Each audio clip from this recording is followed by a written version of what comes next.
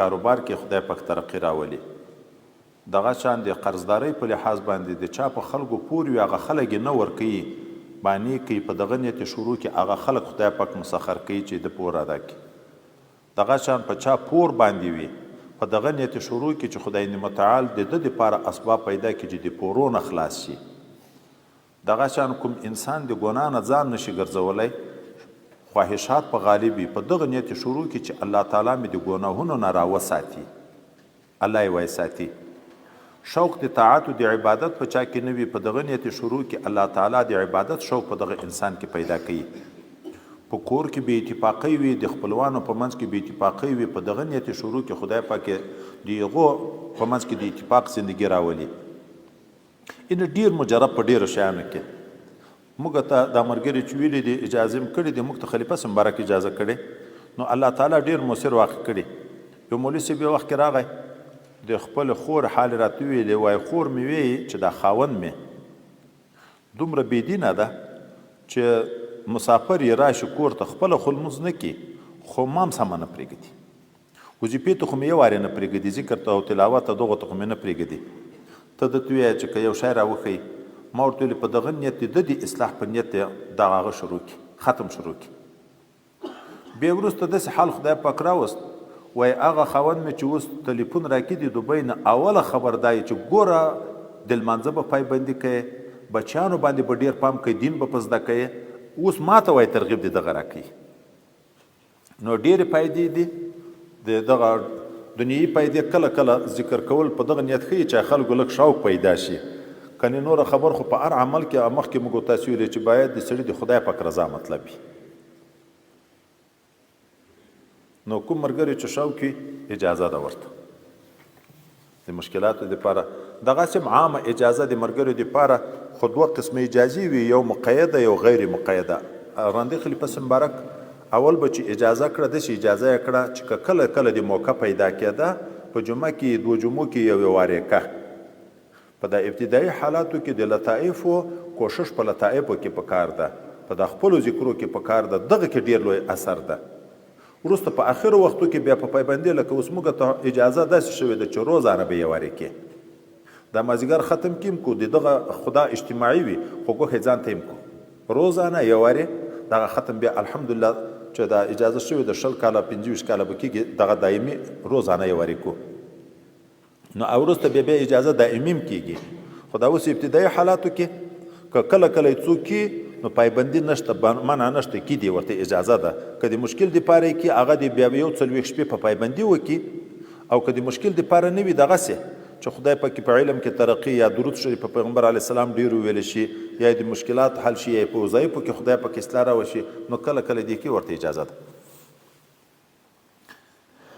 اعوذ بالله من الشیطان الرجیم، بسم الله الرحمن الرحیم. حامیم تنزيل الكتاب من الله العزيز العليم غافر الذنب وقابل التوب شديد العقاب ذي الطول لا إله إلا هو إليه المصير. دا سورت مؤمن ده، مکی سورت ده، شپږ 50 او 50 آیتونه مدني دي، مجموعه 15 آیات ده، نه رکو ده. حامیم، دا حامیم چې راځي دا بعض مفسرین خو اسم اعظم د خدای متعال ده، او عام خو په دې باندې دي چې دا د مقطعاتو د صورو نه ده، لکه الف لام میم یا یاسین یا طه یا الف لام را یا الف لام میم را یا کاف یا عین صاد یا طاسین یا طاسین میم. دا ټول مقطعاتو کې ما اول وخت کې الف لام میم کې خبره کړې وه چې مختار قول د جمهور دا ده چې دا مشابهات دي د الله او د خپل حبیب په مابین کې اسرار دي. هر چاته علم نه د پور کړی، بعض خلکو ته علم پور کړی چې حضرت مجدد صاحب رحمت الله علیه وی چې ما ته په نظر د کشف داسې معلومیږي چې دا مقطعات صورو دا مثال د قرآن عظیم شان دریاب د ذخایرو ده، او د قرآن د مقطعات مثال دی غچنو دي، لکه د دغه نه د ذخایر راوځي، د ټول قرآن خلاص په دغه مقطعات مبارکه وکړه. تنزيل الكتاب من الله العزيز العليم، نازل دل دغه قرآن عظیم شان لجانب دی الله تعالی نه دی چې هغه ډیر غالب او علیم ذات. غافر ذنب، بخون کوي د ګناهونو ده، وقابل التوبه، قبلون کوي د توبې ده، شدید العقاب، خو د سخت عذاب چښتنم ده، ذی الطول او خاوند فضل او د بهتري ده. د مسلمان په باب کې غافر ذنب ده، ګناه به ورته معاف کوي، قابل توبې قبلي او ذی الطول خاوند احسان. د کافر په باب کې شدید العقاب، د سخت عذاب چښتن دی، هغه ته بیا سخت عذاب ورکوي. لا اله الا هو، نشته لایق د عبادت مگر همدا یو الله تعالی ده. الیه المصیر، خاص الله تعالی ته بیرته ورتلل دي. حدیث مبارک کې راځي څوک چې سهار آیت کرسی مبارک او دغه تر دغه الیه المصیر پورې دغه درې آیتونه وایي، حامیم تر دغه درې پورې تر میګا پورې خدای پاک حفاظت افاتو بلیاتونه کوي چې ماښام وي تر سهار پورې الله تعالی کوي. ما یجادل فی آیات الله،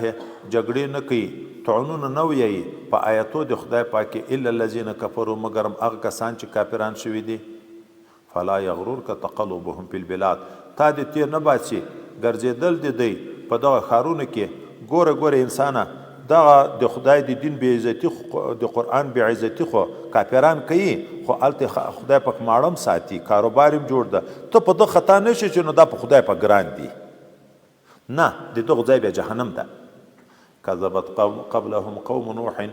په دروغجن شمېرلي وو رسولان خپل په خاطر دی قوم د نوح علیه السلام. د نوح علیه السلام تکذیب کړی وو. والاحزاب من بعدهم، او هغه نورو قومونه وروسته د نوح علیه السلام نه هغو د خپلو انبیاوو، لکه د صالح علیه السلام، لکه د هود علیه السلام، لکه د شعیب علیه السلام، لکه د لوط علیه السلام، لکه د ابراهیم علیه السلام. وهمت كل أمة برسولهم ليأخذوه وجادلوا بالباطل ليدحضوا به الحق فأخذتهم فكيف كان عقاب. وهمت كل أمة، او قصد کړی و د ضرر رسولو هر یوې ډلې برسولهم، خپل رسول ته، لیاخذوه چې وینیسي، وجادلوا بالباطل او جګړې کولې د خپل رسول سره په باطله طریقه، لیدحضوا به الحق چې وښویي په دغه باطله طریقه باندې حق توحید پټ کی توحید. خو په اخذتهم، بیا مې ونیول په کیف کان عقاب، څرنګه و عذاب د ما. وکذلک حقت کلمت ربک، دغه شان لکه عذاب چې په هغو مکذبینو باندې لازم شوی، دغسې لازم د کلمه د رب دی ته علی الذین کفروا، په هغه خلکو چې کافران دي، انهم اصحاب النار، چې دوی چښتنان دي اور دي.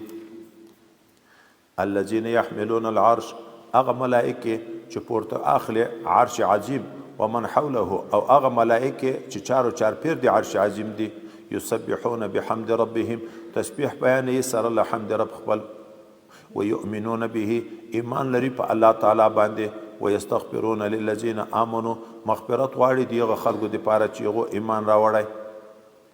او ویایي ربنا، ای رب دې موږ وسعت کل شیء رحمتا، پراخ ته رسېدلی ده هر شي ته رحمت دې ته، وعلما علم دې ته، فاغفر للذین تابوا، نو ته مغفرت وکړي هغه خلکو ته چې توبه یې ویسته، واتبعوا سبیلک، او متابعت یې وکړو د لارې دې ته، وقیهم عذاب الجحیم، وساتې دی د عذاب دردناک، عذاب د جهنم د جهنم نه. په ملائکو کې د عرش ملائکې کروبین ورته وي، دا په ټولو کې عزتمنې ملائکې دي. چې عرش عظیم یې نیولی، اتو ملائکو که چارو چارپیر ملائکې دي، ټول د خدای پاک حمد ادا کوي، ثنا یې وایي. خو غټ د امید ځای موږ ته نن ټول الحمدلله د توبې او د رحمت بیانونه دي. دغه ملائکې چې د عرش عظیم ملائکې دي، بیا د دغو مسلمانانو دپاره خدای پاک تم سفارش کوي، مغفرت ورته غواړي. چې کوم انسان د خدای پاک د ګناهونو نه بیرته راجع شي، تائب شي، ملائکې الله ته سفارش کوي چې خدای د تا رحم خو ډېر ده، هر چی شي ته ورغلی، علم د ډېر ده، دغو خلکو چې توبه ویستی الله نورې معاف کړي، خدای د جهنم نه یې وساتي. د انسانانو دپاره بیا د خدای مقرب ملائکې واسطه شي، شفاعتګرې شي، خدای ته زاری کوي چې الله تعالی ته مغفرت ورته وکړي. او ورته ویایي ربنا، ای رب دې موږه، وادخلهم، ته ننه باسې دغه مسلمانان جنات، جنتو ته، جنات عدن، جنتونو د امیش استوګنې ته، التي هغه جنتونه وعدتهم چې تا وعده کړې د دې سره. او ومن صلح من آبائهم وازواجهم وذریاتهم، خدای دا طیبین چې تا ته رجوع کړي اخو نه باسي، خو هغه څوک چې نیکان وي، مسلمانان وي، پلرونه یې، ښځې یې، اولادې، هغه هم ورسره نه باسي. لکه مخکې چې موږ والحقنا بهم ذریتهم کې ویلي وو دا چې خدای ته کامل رجوع وکړه د خدای دوست شو د یو په باب کې چې دعا کوي د هغه د خاندان په باب کې بیا دعا کوي چې خدای د دې هغه قریبان هم ورسره نه باسي انک انت العزیز الحکیم ته غالب او حکیم ذات. اوس دلته یوه پوښتنه ده ملائکې د عرش او چارپیر د عرش د مسلمانانو دپاره دعا کوي او بیا په دعا کې یوه دعا دا وی چې خدای پاکه هغه جنت ته یې نه باسي چې تا وعده ورسره کړې چې الله وعده کړې هغه خو هسې الله پاره کوي الله خو د وعدې نه خلاف نه کوي نو د دې د دعا پایده څه شی ده وایي د دې د دعا پایده اظهار شفقت ده اظهار د محبت ده دوم مطالبه د زیادت ده یو ځای مقام ده او بل په هغه ځای کې ترقي ده په جنت کې د نن نبی علیه السلام د مقاماتو د جګېدن دپاره شفاعتونه کوي وایي د دغه وعده خو الله ورسره کړې ده د جنت هغه وعده کې خو مخالفت نه کوي خدای چې بیا هم دعا ورته کوي خپل محبت اظهار کوي او د زیادت مطالبه کوي. حضرت پیغمبر صلی الله علیه وسلم فرمایي چې اذان وشي د اذان نه بعد ما ته څوک دعا وکړي اللهم رب هذه الدعوة التامة والصلاة القائمة په هغه دعا باندې د ما شفاعت ورته واجب ده. اوس په هغه دعا کې خدا ده چې وابعث مقاما محمودا الذي وعدته چې تا ورسره وعده کړې خدای یو ځای ته ورسې نو هغه خو هسې الله وعده ورسره کړې بیا د موږ دعا پایده څه ده وایي د دغه دعا پایده یو اظهار د محبت ته چې سړي خپل رسول الله په یاد ده محبت ته دعا ورسره کوي بل طلب د زیادت ته چې خدای پکې زیادت ورته ترقیب کې نصیب کړي تا ته خو الله نه ده محتاج خو ته چې حمد و ثنا ویایې الله په راضي کېږي که نه اظهار د محبت ته لمونځ و روژې د موږ ته خو نه ده محتاج خو چې موږ کو الله په راضي کېږي که نه دا اظهار د محبت ته خپل محبوب راضي کوو چې څوک پیغمبر علیه السلام په یاد وي او همیش هغه ته دعاوې کوي خو خپل محبت اظهار کوي د یو نوع وفاداري ده د امتوب دا بې وفایي ده چې لس کاله استاد سره وخت تېر کړي بیا چې لاړ مخې ویر کړي نه بیا پوښتنه شته نه دعا شته نه ښه شته نه بد شته لسو شل کاله په مریدي کې وخت تېر کړي بیا هغه استاد تر خفه کېږي که نه خفه کېږي چې ظاهري منعم حقیقي نه ده نو الله تعالی چې هغه منعم حقیقي ده د موږ چې څوک بې وفایي کوي د حمد و ثنا نه ادا کوي طاعت عبادت نه کوي نه به خفه کېږي که نه خو هغه ته خو تاوان نشته ګټو تاوان د موږ دی الله تعالی ته خو ګټو تاوان د موږ د دین او د بې دیني نشته نو رسول الله د موږ دعا ته محتاج نه ده موږ محتاج یو خو موږ ورنږدې کېږو چې موږ یې د زړه خوشحاله شي شفاعت راته کوي ګوره ګټه چا وکړه موږ وکړه که نه د ځان دپاره هم ګټه ده نو ملائکې د عرش عظیم ملائکې د دغه نیک عملو انسانانو دپاره چې خدای ته رجوع وکړي هغه یې سفارش کوي دعا کوي او په دعا کې دغه ورته خدای ګناه معاف کړي الله تعالی د جهنم نه بچ کړي خدای جنت ته داخل کړي هغه جنت چې تا وعده ورسره کړي او ورسره یې د دغه پلارګنۍ اولادونه ښځه دم ټول ورسره داخل کړي وقهم السیئات او وساتې دی ای خدای پاکه د بدیو نه ومن تقي السیئات څوک چې ته وساتې د بدیو نه یوم اذین په دغه ورځ د قیامت باندې فقد رحمته نو په تحقیق سره تا رحم په دغه انسان وکړه وذلک د بدیو نه ساتل او د خدای رحمت ته ورتلل هو الفوز العظیم دا لویه کامیابي ده د بدیو نه وساتې څه معنی د ګناو د سزا نه وساتې او چې د ګناو د سزا نه د توک وساتل الله تا په انسان رحم وکړه ان الذين كفروا ينادون لمقت الله اکبر من مقتكم انفسكم اذ تدعون الى الايمان فتكفرون ان الذين كفروا بشک هغه کسان چې کافران شوي دي چې کله دوزخ ته داخل کړي شي د دغه انسانانو خو به د خپل ځان ډیر بد راځي او بار بار وي چې ای مرګ راشه راته افسوس کوي ارمان غواړي خو ینادون دوی ته به غږ وشي په ژبه د ملایکو لمقت الله هر عینه دښمني د الله تعالی په تاسې باندې قهر د الله تعالی په تاسې باندې اکبر ډیر لوی ده من مقتکم انفسکم د دښمني او قهر د تاسې نه په خپلو ځانو تاسې په خپل ځان دومره نه یې په غضب لکه الله چې درته په غضب ده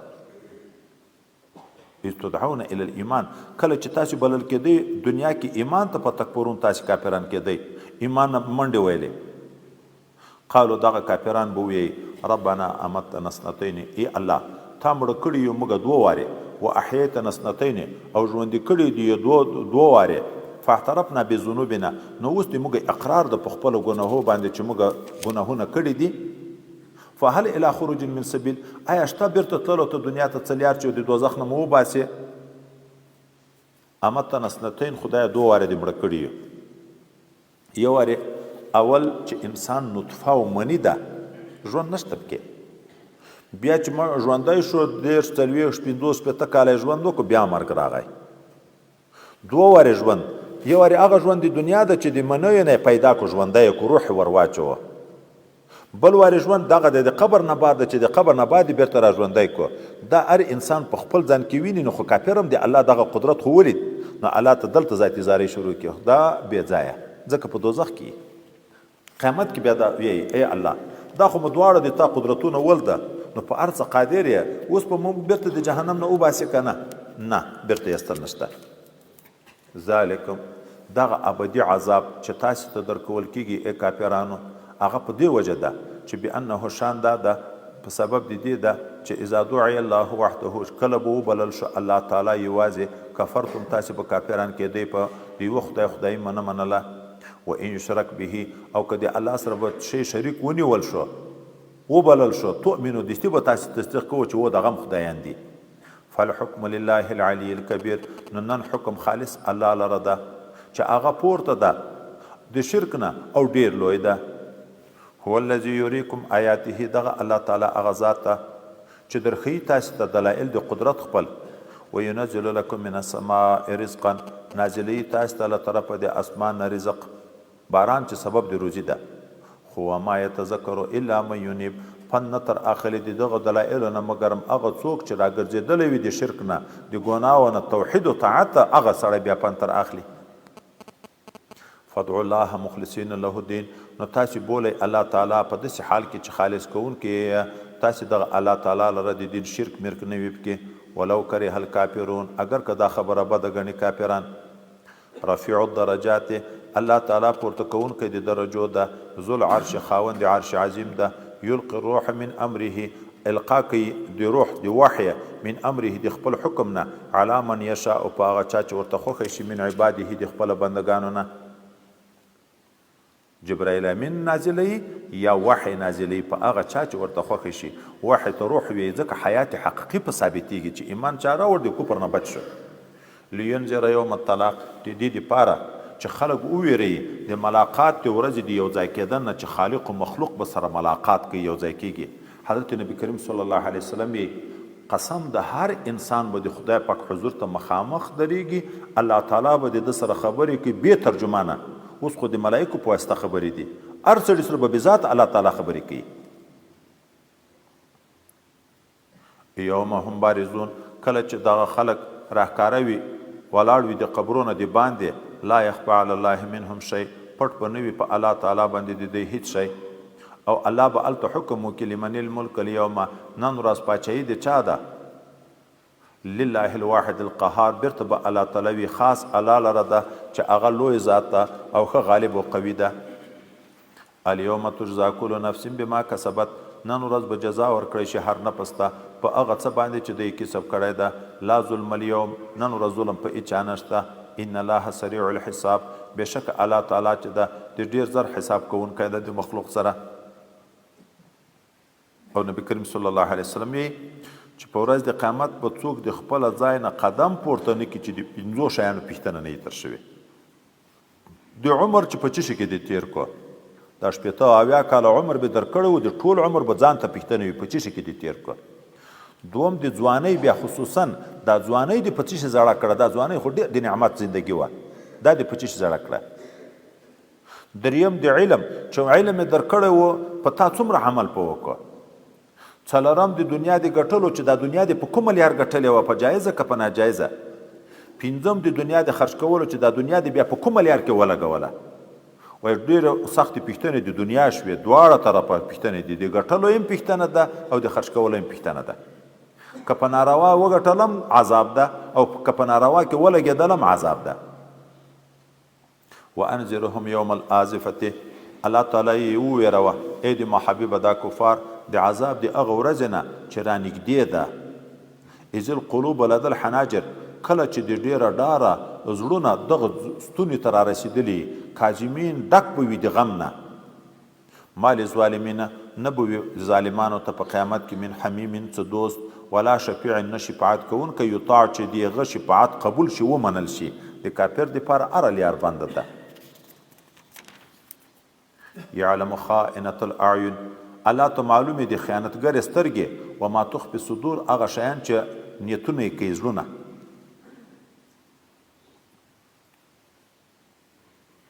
په پردۍ ښځې ته نامحرمه ښځې ته په غلط نظر چې څوک سترګې ورپورته کړي دا خیانت شو په سترګو کې دا اندامونه د موږ سره امانت دي او امانت په هغه لیار سړی استعمالوي چې هغه د مالک په کوم لیار کې اجازه درته کړي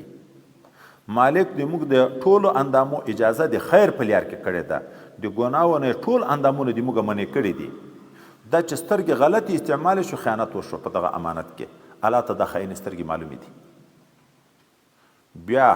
چې سترګې غلط نظر وکړو پردۍ ښځې ته په زړه کې نیت زنا پیدا شو په هغه هم الله علم لري په دا ظاهر سترګو چې ورته ګورې په دغه هم علم لري او بیا چې په زړه کې کوم شی اراده لري دغسې یو هلک ته په غلط نظر باندې ګورې په دغه هم الله علم لري چې بیا په زړه کې اراده د بدعملۍ ورته وکړي د دغه باندې هم الله علم لري والله یقضي بالحق الله تعالی به حکم فیصله کوي په حق سره والذین یدعون من دونه هغه کسان چې تاسې بولئ بغیر د الله نه نور خدایان لا یقضون بشیء هغه فیصله نشي کولی په هیڅ شي باندې ان الله هو السمیع البصیر بشک الله تعالی ښه اوریدونکی او ښه لیدونکی ده اولم یسیرو فی الارض آیا نه ګرځي دغه کافران دغه مشرکان په دغه ملکونو کې فینظرو چې وګوري کیف کان عاقبة الذین کانوا من قبلهم چې څرنګه و خاتمه د هغه خلکو چې پخوا تر دې تیر شوي دي کانو و هغه پخواني خلک هم دی اشد منهم ډیر سخت تر دغه موجوده کافرانو نه قوتا په اعتبار د قوت و اثارا فی الارض او په اعتبار د هغه اثارو په مځکه کې چې هغه دوی پریښي دي غټ غټ بلډینګونه غټ غټ ګارې غټ غټ منارې به جوړولې فاخذهم الله بذنوبهم ونیول هلاک را دوی الله تعالی په سبب د ګناهونو د دوی وما کان لهم من الله من واق نو دوی لره د عذاب د الله تعالی نه هیڅ ساتونکی ذلک دا نیول او هلاک د دوی بیا په سبب د دې و چې انهم دوی کانت و تأتیهم رسولهم بالبینات چې راتله به دوی ته رسولان د دوی په ښکاره دلایلو خو په کفرو دوی په کافران شو نه منل خدای په کوچ پوچ عذاب نه ده ورکړی خو رسولانو به دلایل ورته ویلو دوی به نه منل الله به ناراضه شو عذاب یې ورکړه فاخذهم الله نو الله ونیول دوی هلاک کړه انه قوي شدید العقاب بشک الله تعالی قوي ده او ډیر د سختو عذابو چښتن ده ولقد ارسلنا موسی بآیاتنا په تحقیق سره لېږلی و موږ موسی علیه السلام سره له معجزو د موږه و سلطان مبین سره له هغه دلیل ښکاره الى فرعون فرعون ته و حامان ته و قارون ته فقالو دوی ټولو وویل ساحر کذاب دا جادوګر او دروغجن ده فلما جاءهم بالحق من عندنا کله چې راغی د موسی علیه السلام دغه قبطیانو ته په حق سره د موږ د طرف نه قالو دوی ویلې اقتلوا ابناء الذین آمنوا مړه کوي زمن دي هغه خلکو چې ایمان یې راوړی د معهود د موسی علیه السلام سره واستحیوا نساءهم ژوندۍ پرېږدي لورانې عذاب یې په مقرر کو یو وارې خو اول وخت کې دا حکم و چې دا خوب یې لیدلی و چې بن اسرائیلو کې به یو هلک پیدا شي د تا حکومت په پړنګېږي او یو وخت کې خو یې هلته دا معامله کړې وه بیا چې دی رسول شو د رسالت نه بعد بیا په بن اسرائیلو دغه عذاب مسلط وما کید الکافرین نه ده دا بکر د کافرانو الا فی ضلال مگر هم په ګمراهي کې ده وقال فرعون ویل فرعون خپل عملیې ته ضروني ما پرېږدئ اقتل موسی چې زه مړ کم د موسی علیه السلام ولیدعو ربه دی دې راوبولي رب خپل او دی دې د مانه خلاص کړي ګواکې د ځان دپاره دا خیال خلکو ته په ذهن کې ورکوي چې زه خو تاسې تر منې کړی یم کنې مړ کوی شم او هلته به غیرته چې موسی علیه السلام له کڼه وغورځوله 400 وارې دستونه په ولګېده په یوه ورځ کې 400 وارې دستو ته لاړ خو خیال دا ورکوي چې تاسې ما ورته پرېږدئ چې زه دی مړ کړم دی د خپل خدای ته غږ وروکړي رانه خلاص دي کړي دا مخکې د روسیانو د جهاد په دور کې یو قمندان د نارین د ولسوالۍ د بغلان دغه ځای مات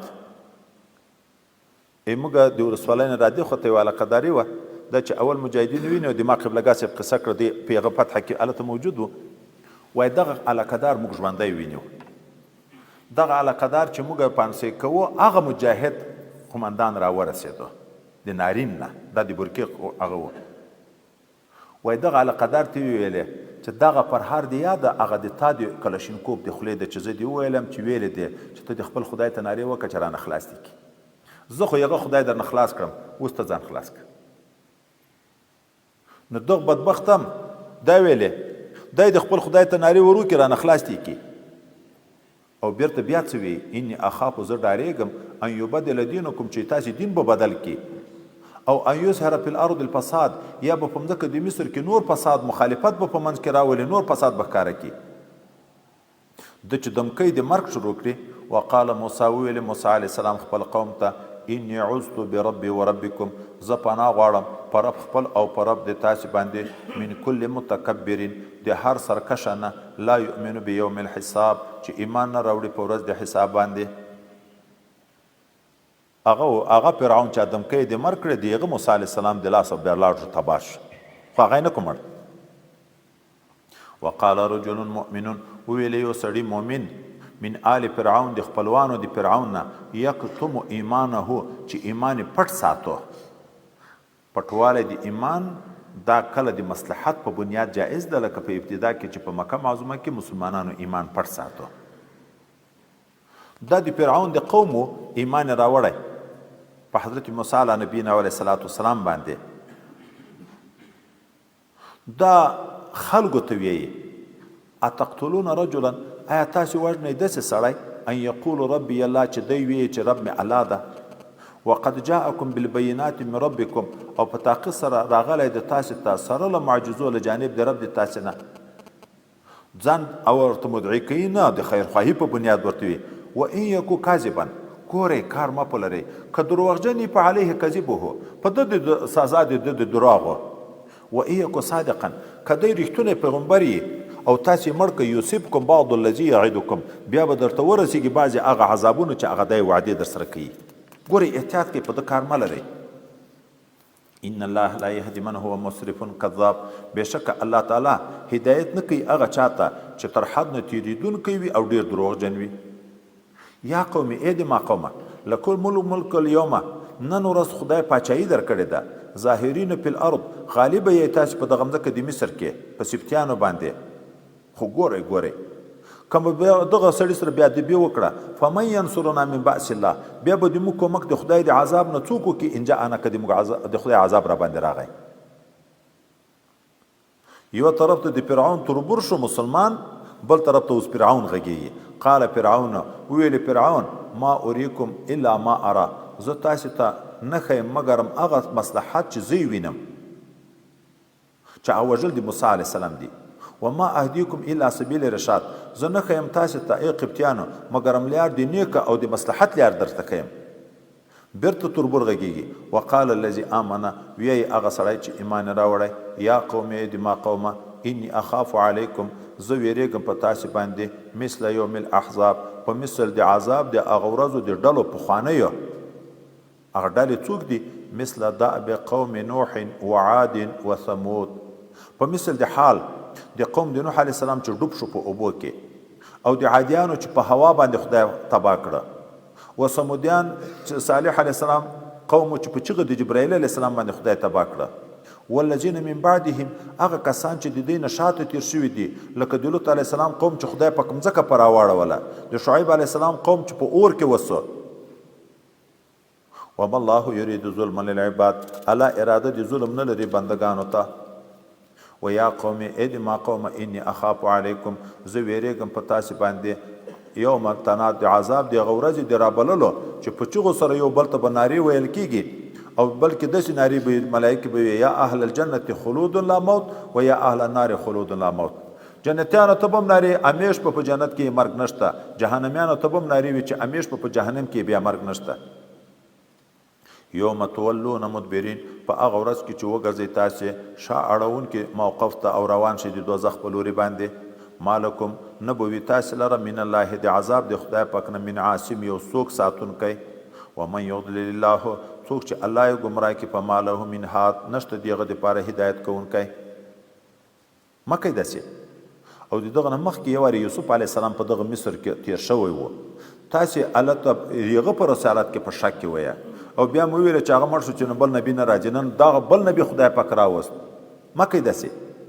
ولقد جاءکم یوسف په تحقیق سره راغلی و تاسو ته یوسف علیه السلام من قبل پخوا تر موسی علیه السلام بالبینات په ښکاره دلایلو سره فما زلتم فی شک مما جاءکم به تاسې همیشه په شک کې وئ په ګمان کې وئ د هغه حکم نه چې راغلی و دی تاسو ته په هغه حکم باندې حتی اذا هلکه تر دې پورې چې کله دی مړ شو قلتم تاسې وویلې لن یبعث الله من بعده رسولا هرګز به راونه لګي خدای پاک وروسته د ده نه بل رسول کذالک یضل الله من هو مسرف مرتاب دغه شان ګمراه کوي خدای پاک هغه څوک چې تر حد نه تېرېدونکي او شک کوونکي په دین کې الذین هغه شک کوونکي یجادلون فی آیات الله چې جګړې کوي د الله په آیاتو کې بغیر سلطان اتاهم بغیر د یو څه دلیل نه چې دوی ته راغلی وي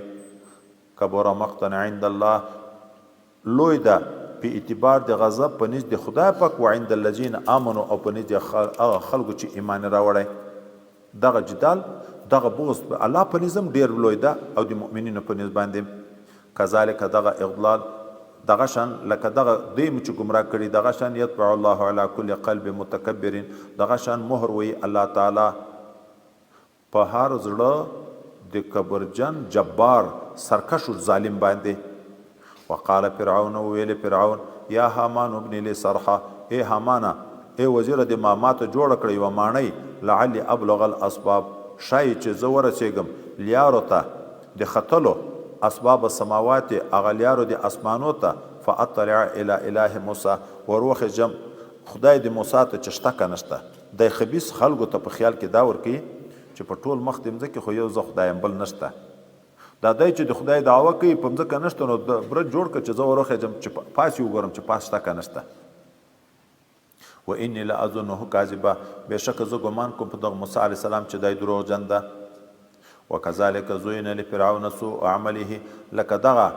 خبره چې دته ښایسته وه دغسې ښایسته شوې وه فرعون ته هغه بد عمل خپل د وصد عن السبیل منې شوی و د سمې لارې نه وما کید فرعون الا فی تباب نه و دغه مکر د فرعون په جوړولو د دغه ماڼۍ کې مګر په زیان کاري او هلاکت کې و دومره لویه بنګله یې جوړه کړه چې په زرګونو انسانانو دا برج جوړ کړو په زرګونو انسانانو کار کې کوه خو دوی جوړه په دغه نیت کړه چې دی بیا ده به پورته وخیږي برج ته او بیا د خدای پاک سره مقابله وکړي الله حکم ملایکې ته وکړه چې دا برج په ورړنګو 25,000 کسان دی تر لاندې شمردار شو وقال الذي آمن بیرته هغه د تربوت چې مسلمان ده وقال الذي ویلي هغه سړي آمنه چې ایمان راوړی یا قوم ای د ما قومه اتبعوني د ما متابعت وکئ اهدیکم سبیل الرشاد چې زه تاسو ته وښیم هغه لاره د هدایت یا قوم ای د ما قومه انما هذه الحیات الدنیا بېشکه دغه ژوندون د دنیا چې د متاع یو څو ورځې فایده اخیستل دي و ان الاخرة لهي دار القرار بېشکه آخرت چې ده هغه کور د قرار د هغه ختمېدن نه لري هغه لار غوره کوي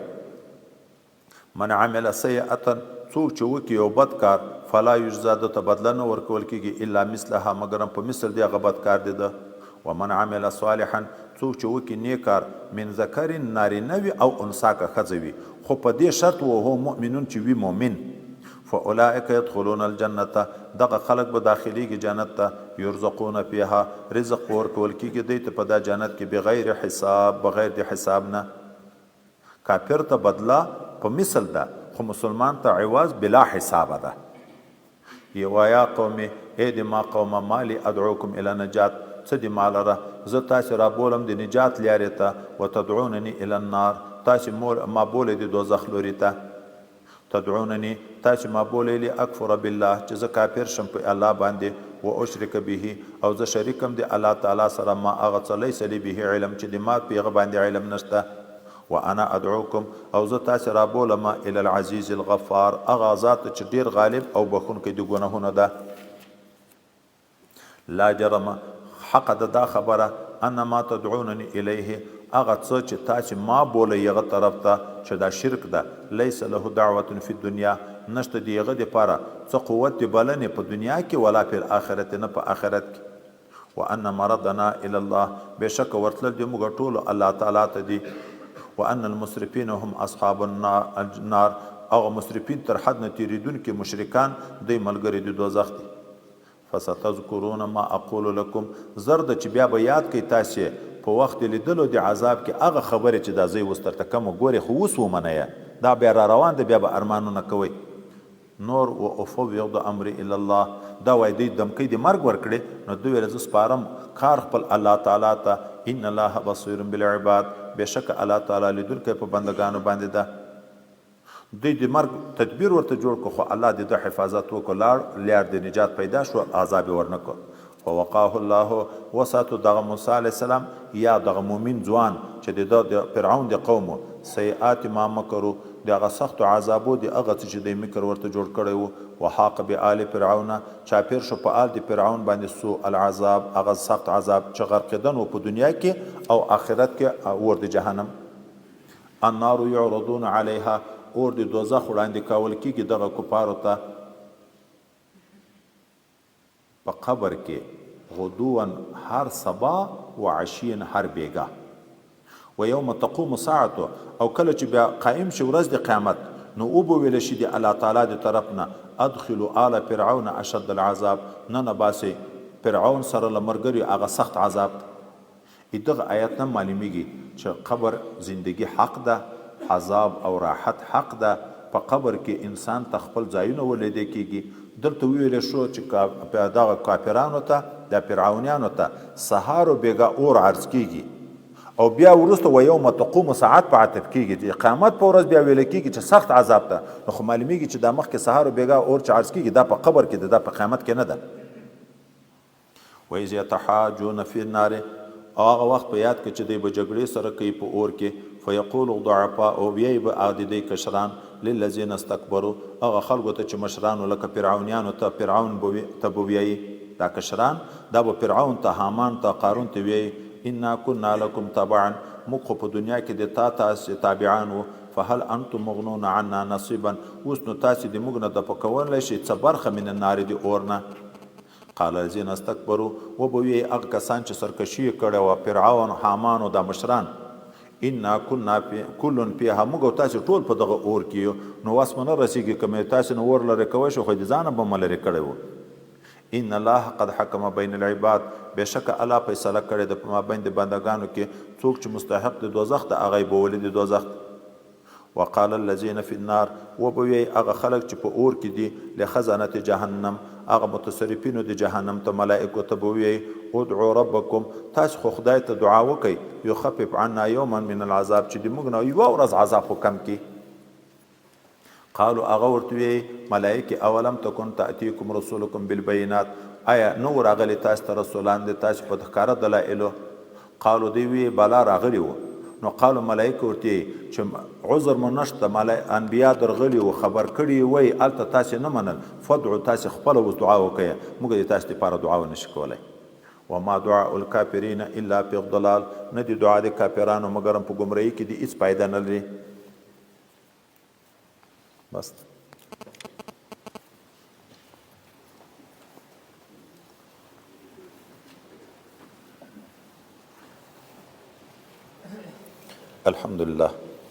الحمد لله رب العالمين والعاقبة للمتقين والصلاة والسلام على حضرة رسوله محمد وعلى آله وأصحابه أجمعين سبحان الله وبحمده سبحان الله العظيم سبحان الله وبحمده سبحان الله العظيم سبحان الله وبحمده سبحان الله العظيم سبحانك لا علم لنا إلا ما علمتنا إنك أنت العليم الحكيم لا إله إلا أنت سبحانك إني كنت من الظالمين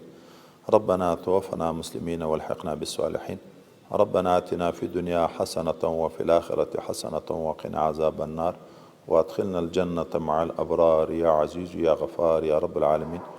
اللهم اغفر لنا ولوالدينا ولأساتذتنا ولمشايخنا ولتلاميذنا ولإخواننا ولأخواتنا ولأخوالنا ولخالاتنا ولأزواجنا ولأسهارنا ولزرياتنا ولجميع المؤمنين يوم يقوم الحساب اللهم اغفر موتانا وموتى المسلمين وسلم مسافرنا ومسافر المسلمين واشف مرضانا ومرضى المسلمين وقاض حاجاتنا وحاجات جميع المسلمين. اللهم إنك عفو كريم تحب العفو فاعف عنا. اللهم إنك عفو كريم تحب العفو فاعف عنا. اللهم إنك عفو كريم تحب العفو فاعف عنا. ربنا لا تزغ قلوبنا بعد إذ هديتنا وهب لنا من لدنك رحمة إنك أنت الوهاب. اللهم إنا نسألك من خير ما سألك منه نبيك محمد صلى الله تعالى عليه وسلم ونعوذ بك من شر ما استعاذك منه نبيك محمد صلى الله تعالى عليه وسلم وأنت المستعان وعليك البلاغ ولا حول ولا قوة إلا بالله العلي العظيم. خدای دې متعال موږ ټولو ته د تا رضا نصیب وګرځي. الله تعالی د ټولو کړو ګناهونو مو مغفرت نصیب وګرځي. ټول طاعت عبادات بندگی مو په خپل دربار کې قبول وګرځي. آینده ژوند هم خدای پاک استقامت شریعت نصیب وګرځي. خدای دې متعال څومره مسلمانان چې موږ ته دعا وکړي یا دې موږ نه دعا وغواړي، اخلاص کې، محبت کې، خدمت کې، معاونت کې، الله تعالی د ټولو په شر درست حاجتونه دیني او دنیوي د غیب د خزانونو پوره کړي. د آفات و بلیات و مشکلاتو نه د مخسره حفاظت نصیب وګرځي. الله د ټولو روژې په خپل دربار کې قبول وګرځي. خدای دې تراوی کوونکي تراویح په خپل دربار کې قبول وګرځي. د صدقې کوونکي صدقې په خپل دربار کې قبول وګرځي. د اعتکاف مبارک ورځ را روانې د خدای پاک د معتکفینو اعتکاف په خپل دربار کې قبول وګرځي. کراچۍ خلیفه مبارک بیګا روان و مدینه منورې زاده اهل شرفن ته هلته اعتکاف کوي. خدای د هغو اعتکافونه په خپل دربار کې قبول کړي، د هغو دعاګانې قبول کړي، د هغو په برکت خدای په موږ باندې مو رحمېږي. دغه ځای د مسلمانانو اعتکافونه، دعاګانې، عبادتونه ټول په خپل دربار کې قبول وګرځي. خدای پاک د موږ ترجمه په خپل دربار کې قبول وګرځي. دا تراویح او هر څه اعمال مو خدای په خپل دربار کې قبول وګرځي. د ټولو کړو ګناهونو مو مغفرت نصیب کړي. آینده ژوند د استقامت شریعت نصیب کړي. د ټولو پریشان حال او په حال باندې الله ته علم لري، پریشانۍ په خوشحالۍ باندې بدل کړي. مشکلات ټولو مسلمانانو حل وګرځي. په ټول افغانستان کې نور خدای پاک د امن او د سکون او د خوشحالي زندگی راولي. دا کوم قسم فتنې چې روانې دي الله په خپل رحمت کامله د فتنې دفع کړي. د نورو فتنو نه وساتي. د خارجي او داخلي دښمنانو نه حفاظت نصیب کړي. موږ مشران او کشران خدای ټول په شریعت باندې مستقیم کړي. د امن او د سکون او د خوشحالي زندگی عامه مسلمانانو ته نصیب کړي. موږ چې الله څومره زندگی ده خدای پاک تر مرګه پورې مدته د دین د خدمت کولو توفیق په کامل اخلاص د صحت او عافیت په لباس کې نصیب وګرځي. خدای پاک طرفة العین او قلم خپل نفسو ته مسپاره. سبحان ربك رب العزة عما يصفون وسلام على المرسلين والحمد لله رب العالمين.